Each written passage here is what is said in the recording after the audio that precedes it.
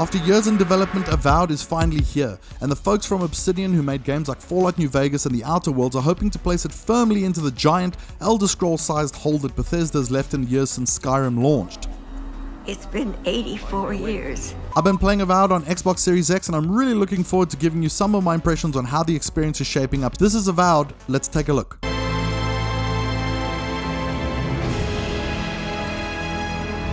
Don't get too used to the comforts of Paradise.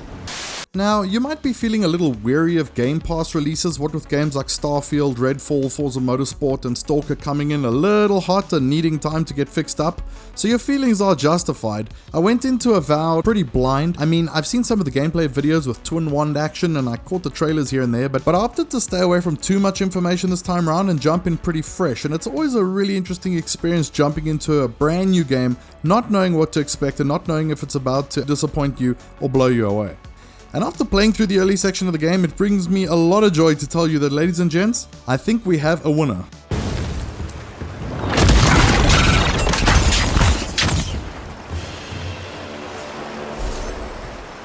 First things first, everything has actually felt pretty polished from the start. A shocker, I know. Sure, it didn't feel like I could toy with the world quite as much as I could in something like Skyrim, so it comes as both a pro and a con. I went through the necessary motions of creating my character, agonizing over useless details, and then jumping into the story only to find out that this game is basically about what The Last of Us would be like if it was happening in a world of magic and fantasy. Also, really Obsidian, a story about a plague infecting and killing people? Too soon, man. But jokes aside, the premise of a chosen one, a plague, talking to a mysterious voice inside your head really is a little overdone at this point, but let's move on to more of the gamey stuff. When it comes to the graphics, I wasn't actually expecting too much from this based on what I had seen before, but it's actually quite a lot better than I expected, especially when paired with some of the gorgeous art direction. I played around with the 3 graphics modes to prioritize quality performance, and there's also a balance mode that is allowed if you have a 120Hz screen, and they also all come with an unlocked frame rate option to use if you have those extra hertz to work with. The quality and balance modes look absolutely stunning, super sharp image quality, beautiful lighting, and even ray trace reflections that make the world just look amazing. The performance mode prioritizes frame rate and targets 60 FPS, and despite losing a lot of the crispness and the detail and the lighting, it's still a pretty good looking game. Using the unlocked frame rate was actually quite helpful, but that said, even in the other modes, the frame rate did feel like it could be a little bit here and there.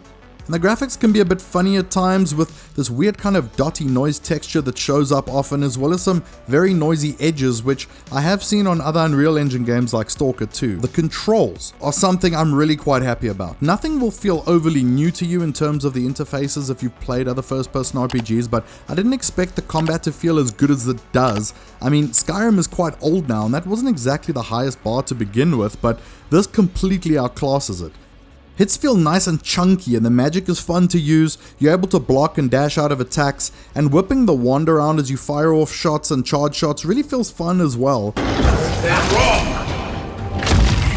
They've done a great job pairing the controller rumble with sound design with the controls in a way that just feels fun.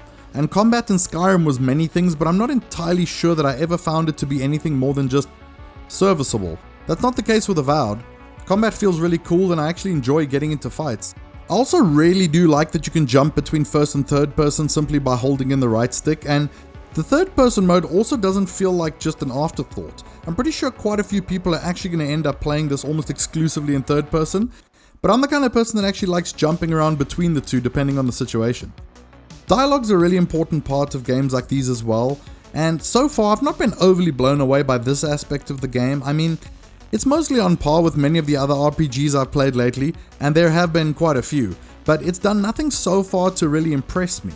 Also, some options are available based on your background and stats, but I found that I tended to just pick those every time because I knew they were unique to me, and it's kind of killed the idea of looking through the options and carefully choosing my reply. Considering that these are only my upfront impressions of Avowed, I'm really glad to say that I've gone from a feeling of uncertainty to one of full positivity.